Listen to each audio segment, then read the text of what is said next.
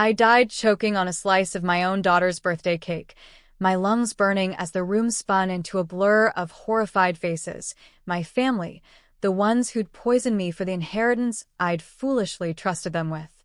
The last thing I saw was my grandson's tiny hand reaching out, his innocent eyes wide with a terror no child should know, mouthing words that came too late.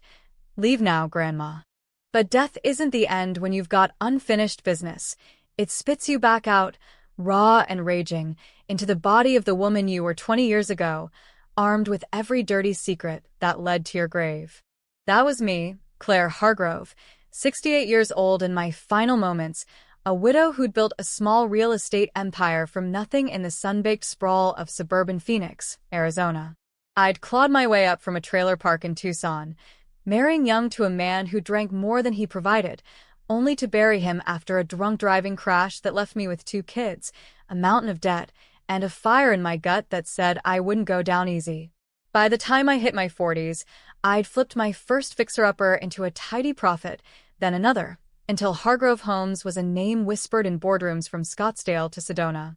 Folks called me the Iron Widow, tough as mesquite, sharper than a cactus spine. But blood's thicker than ink on a contract, or so I thought. My daughter, Lisa, and son, Mark, my pride, my legacy, turned out to be the vipers coiled right under my roof. It started unraveling 5 years before the party, back when I was still alive the first time, oblivious to the rot. I'd always doted on them, even after the divorce left me scraping by. Lisa, the golden girl, breezed through college on my loans, married a slick accountant named Todd, who climbed corporate ladders like he was born on one. Mark, the wild card, bounced from job to job, construction gigs, then real estate flips under my wing, until he found his calling in day trading, or so he claimed. I bailed him out twice. Third time, I made him sign over equity in a Mesa condo as collateral. Family, right? That's what you do. The secret they buried? It wasn't just greed. It was a cover-up that went back to their father's death. Turns out, Mark was the one behind the wheel that night, not Dad, who'd taken the fall to protect his boy. I'd pieced it together too late, from a crumpled police report Lisa had hidden in her attic when I was clearing out junk for a garage sale. Mark, 19 and buzzed on cheap tequila, had grabbed the keys after a house party. Dad wrestled them away, but the crash happened anyway. Twisted metal on I-10, Dad's blood alcohol reading just high enough to pin it on him. Mark walked away with scratches. Dad didn't walk at all. They told me it was an accident, a tragic slip. But the report showed skid marks that didn't match, a witness statement from a trucker who saw 2 figures fighting at the wheel. Lisa knew. She'd forged the coroner's addendum, greased a palm or 2 with my own savings to seal the file. And when I started sniffing around, asking questions at the old precinct, they panicked. That's when the accidents began. First, my brakes on the old Ford F-150 tampered just enough to send me spinning into a ditch off Loop 202. I walked away with bruises and a mechanic's bill, chalked it up to age on the truck. Then the gas leak in my Paradise Valley rancher, flames licking the curtains while I was out showing a property in Fountain Hills. Fire marshal called it faulty wiring. I called bullshit but couldn't prove it. Each time, Lisa was there with tears and casseroles, Mark with awkward hugs and promises to look into it. My lawyer, a sharp kid named Elena from a Tempe firm, warned me. "Claire, your kids are circling like buzzards. Get that will updated, cut, am out if you have to." But I couldn't. Not yet. They were my blood, my anchors in a world that had chewed me up and spat me out once already. The party was supposed to be a reset. Lisa's 40th, thrown in her sprawling backyard in Chandler, the kind of McMansion development where every lawn's manicured and every driveway boasts a Tesla or 2. I'd flown in from my snowbird spot in Palm Springs. Ironic, now that I think about it, escaping the desert heat only to bake in it again. The air smelled of mesquite smoke from the grill, kids shrieking in the bounce house, a playlist of classic rock thumping from hidden speakers. I'd brought the cake, chocolate fudge, 3 layers from that bakery in Scottsdale everyone raves about. "Mom, you didn't have to," Lisa cooed, but her eyes lingered on the gift box tucked under my arm. The deed to my flagship property, a boutique hotel I'd just closed on in Sedona. For the family, I'd said. To keep things together. Mark hovered like a shadow, nursing a Coors Light, his trading empire, reduced to a string of bad bets that had him borrowing from Todd behind my back. Little Tommy, my grandson, Lisa's boy, all of 5 with those big blue eyes like his grandpa's, clung to my skirt the whole afternoon. He was a quiet kid, the type who builds Lego empires in corners while the chaos swirls. Around 4 p.m., as the sun dipped low and painted the saguaros gold, he tugged me aside by the kiddie pool. "Grandma," he whispered, voice like a secret wind, "leave now." His tiny fingers dug into my palm, eyes darting to where Lisa and Todd laughed with the neighbors. I chuckled it off. Kids and their imaginations, but the chill? It settled in my bones like winter frost on desert rock. I didn't leave. I cut the cake, toasted to new beginnings, and that's when the bitterness hit my tongue. Not the frosting, but something sharper, metallic. The yard really tilted. Faces blurred. Lisa's forced smile, Mark's averted gaze, Todd's hand steady on her shoulder. Tommy's scream pierced the fog. "Grandma," as I crumpled, fork clattering, the world narrowing to black. Antifreeze in the batter. Odorless, lethal. They'd planned it perfect, my heart conditioned from years of stress, making it look like a coronary. The inheritance? Mine to theirs, no questions, the Sedona deed sealing it. Death was a void, then a scream. A guttural, soul-shredding howl that yanked me back. Not to the party, not to the grave. To a motel room off I-10, the kind with threadbare carpets and a neon vacancy, buzzing like a migraine. I bolted upright in a body that felt wrong. Lithe, unscarred, my hands smooth without the liver spots, my reflection in the cracked mirror showing a woman in her late 40s, me, Claire Hargrove, 20 years ago, the day after I'd signed the papers to start Hargrove Homes. The date on the TV guide, March 15th, 2005. My heart hammered, memories crashing like a flash flood. The crash, the poison, Tommy's whisper echoing across decades. This wasn't a dream. This was a do-over, courtesy of whatever pissed-off God watched over betrayed widows. And I wasn't wasting it on tears. No, I'd use every second, every secret I'd unearthed in that first life, to burn them down. But slow. Methodical. American justice, the kind that leaves scars deeper than any courtroom could. I stumbled out of that motel, the Arizona sun slapping me awake, and drove straight to the bank in my beat-up '98 Chevy Cavalier, the one I totaled in the divorce settlement fight. Account balance, $12,347.42, every penny from alimony scraps and late-night waitressing at the Denny's off Craycroft. In my old life, I'd poured it all into the first flip, trusting Lisa's advice from her business classes to partner with a shady developer who stiffed me on half the profits. This time, solo.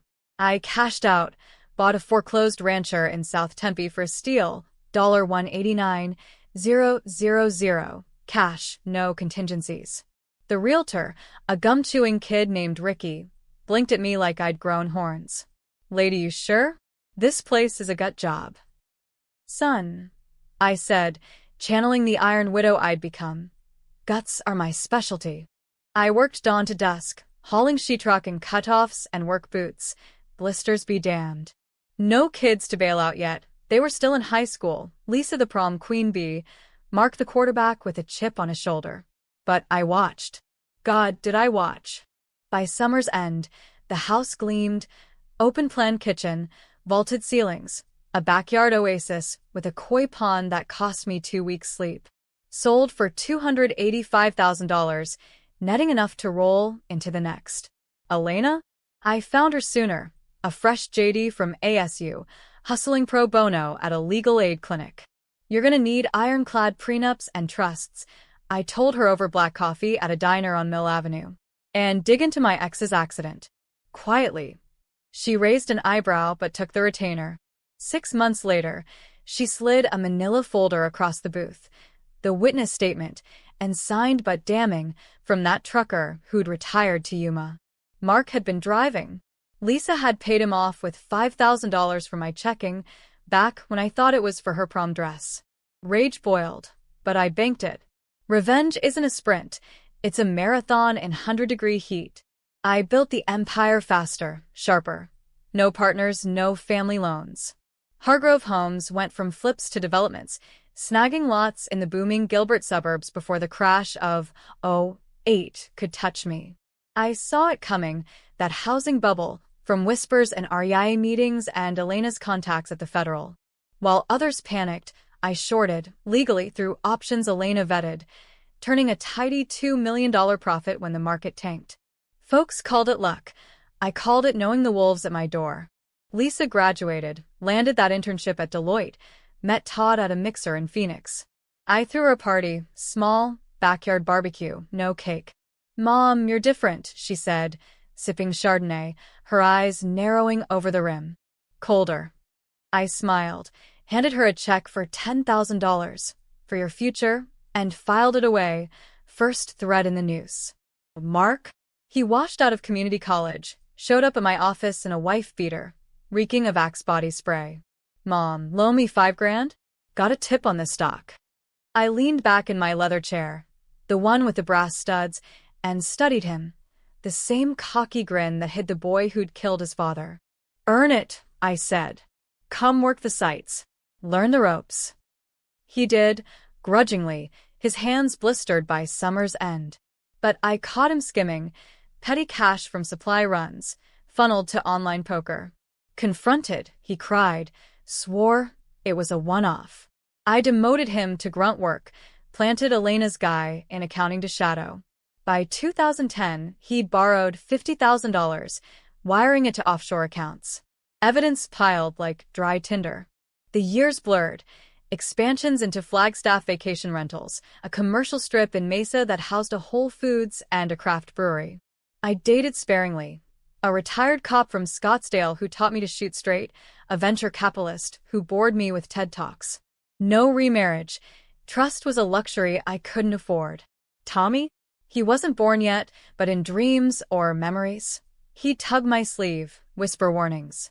I woke sweating, checking locks, scanning crowds for threats that hadn't hatched. Lisa's wedding. White tents on a vineyard in Wilcox, fairy lights and filet mignon. Todd's family, old money from Boston, the kind that vacations in the Hamptons, eyed me like I'd tracked dirt on the carpet. Real estate, huh? Todd's dad sneered over cognac. Flipping houses, quaint. I smiled, clinked glasses. Builds empires, Mr. Whitmore. Yours must be quite the portfolio. Elena had already leaked their tax dodges to the Scottsdale Republic, anonymous tip, front page fodder. By the reception's end, Todd was pale, Lisa fuming. "What did you say to him?" she hissed in the bridal suite. "Just truth, darling," I replied. "Hurts, doesn't it?" Mark proposed to his high school sweetheart, a barista named Jenna from a Pete's in Tempe. I gifted them a down payment on a condo in Ahwatukee, $100,000, wired clean. But the contract? Ironclad, with clauses that voided it if material misrepresentations surfaced. 2 months in, Jenna called, voice trembling. "Mrs. Hargrove, Marks. He's got debts. Gambling sites, loans from scary people." I feigned shock, offered to mediate. Met him at a Starbucks off Baseline, laid out the printouts, screenshots from his browser history, bank trails to Vegas bookies. "Choose," I said. "Her or the life." He chose Jenna, signed rehab papers, but the seed was planted. Resentment, festering. By 2020, Hargrove Homes was a $50 million operation, sustainable builds, solar integrated, the green wave before it crested. I mentored women in the trade, sponsored scholarships at ASU for single moms. Public Claire, philanthropist, pillar. Private? A vault of vengeance. Elena's firm handled the trusts, everything in a revocable living trust. Beneficiaries shifted yearly, like sand dunes. Lisa and Mark got allowances, generous, tied to performance metrics. Miss a quarterly review? Downgraded. Todd's firm? Audited twice, IRS knocking after my concerned citizen filings. The party loomed in my reborn timeline. Lisa's 40th, same date, same backyard. I'd fast-forwarded through the years, body aging but mind steel. 68 again, silver hair pinned, the Sedona deed in my purse, not as a gift, but leverage. Tommy, that wide-eyed sprite, idolized me now, sleepovers at the rancher, stories of frontier women who'd outshot bandits. Grandma, he'd say, you're like Wonder Woman. If only he knew. I arrived early, sun high, air shimmering off the pool. Hugs, small talk, neighbors from the HOA board, Todd's golf buddies. Lisa air-kissed, her Botox smile tight. Mom, the cake. Did the bakery confirm? Oh, yes, I lied. No cake today. Mark clapped my back too hard, his eyes flicking to the purse. Heard about Sedona. Big move. Strategic, I replied. Around 4, Tommy tugged my sleeve by the pool, just like before. Grandma, he whispered, leave now. My blood iced. In the old life, it was instinct. This time, revelation. He knew, some kid's sixth sense or echo from the void. Didn't matter. I knelt, cupped his face. Why, sweet boy. He glanced at Lisa, whispering, bad cake. I stood, heart thundering, and announced, family meeting. Now. Pulled them inside, Lisa, Mark, Todd, leaving the party humming outside. The kitchen island gleamed, counters cluttered with charcuterie. I slapped the deed down. This? Not yours. Not anymore. Lisa laughed, nervous. Mom, what? The crash. I cut in, voice low thunder. 1985, Mark drove. You covered it, Lisa. Forged docs, bribed the coroner with my tuition money. Their faces drained. Todd shifted, guilty. And the brakes? The fire? Antifreeze in the fondant. You think I wouldn't remember? Mark lunged. Crazy old. I sidestepped, Elena's Glock in my purse since the cops' lessons. Touch me, boy, and it's over. Tommy peeked from the hall, eyes fierce. Back up. Twist. It wasn't just them. Todd's voice cracked. It was her idea, the inheritance, to pay off my debts. But the crash. We didn't know you'd find out. Lisa sobbed. Mom, we were scared. Young. Stupid. No. Lies. The real gut punch? Tommy's bio dad wasn't Todd's. Lisa's affair with Mark's old dealer, a ghost from his gambling days. DNA test from a cheek swab at a sleepover, filed away. The family was a powder keg of incestuous secrets, half-siblings raising a boy who saw ghosts. I didn't call cops. Controversial? Hell yes. I burned it all. Deeds revoked, trusts to Tommy's future fund, properties liquidated to nonprofits for battered women. Lisa got therapy, not jail. Mark, rehab and restitution. $2 million to the trucker's family, anonymous. Todd? Divorced, exiled to Boston with a non-disclosure that'd bankrupt him if breached. I left that party, Tommy in tow, his hand in mine, driving west into the sunset, Sedona's red rocks calling. No grave this time. Just horizon. Wide as forgiveness, I didn't know. But wait. Rebirth's gift? One more whisper in the wind as I crossed the state line. They're watching. Paranoia or prelude. The empire rebuilt, but shadows linger. In America, revenge is a reload, not a finale.